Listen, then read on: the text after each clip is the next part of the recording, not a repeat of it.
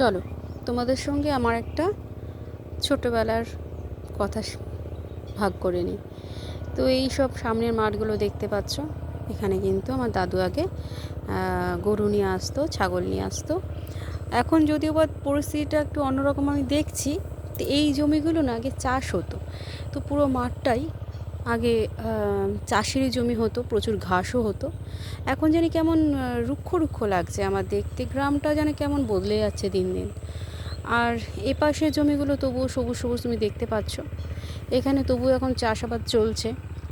এই যে কিছু কিছু জায়গায় দেখাই, দেখো এই সামনে এই এই এই জায়গাগুলো, আর এদিকটা যাই, এই এই দেখো এই জায়গাগুলো, এখানে না মাছ চাষ করার জন্য ছোট ছোট ফিশারি করা হয়েছে। ফিশারিগুলো যদি বা ছোটো ছোটো হয় না, বিশাল এলাকা জুড়েই হয়।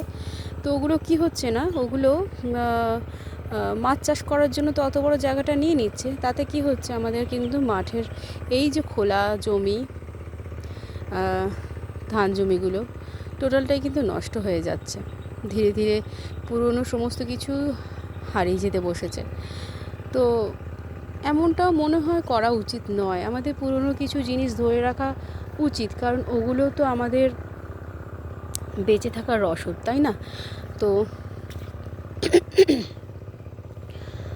জানি না মানুষ কেন এমনটা করে, সবটুকু কেমন যেন একটা হয়ে গেছে অগোছালো। আর যদিও বা আমার না আগে জিনিসটা ছিল, যেরকম ঠাকুমা দাদু ছিল, তখন আমার কাছে গ্রামটা পুরোপুরি অন্যরকম ছিল। এখনও অন্যরকম আছে, আমি গ্রামকে খুবই ভালোবাসি, কিন্তু তারা যখন ছিল মনে হতো যেন গ্রামে অনেক কিছুই আছে।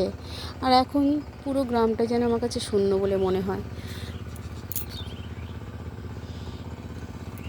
সবই আছে কিন্তু তারা নেই।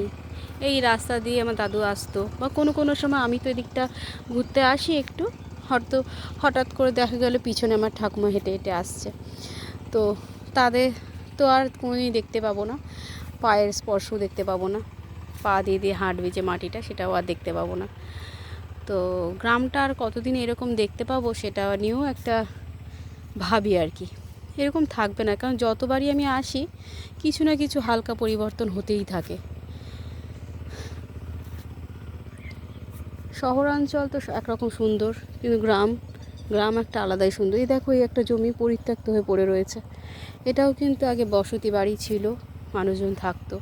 এখন চতুর্দিক ঘেরা তো রয়েছে, এটা চতুর্দিক এই এই এই পাতাগুলো দিয়ে ঘেরা রয়েছে, কিন্তু কোনো মানুষজনের কোনো চিহ্ন নেই। দূরে এখন চাষের কাজ চলছে, সবাই ছোটো ছোটো ধান লাগাতে ব্যস্ত।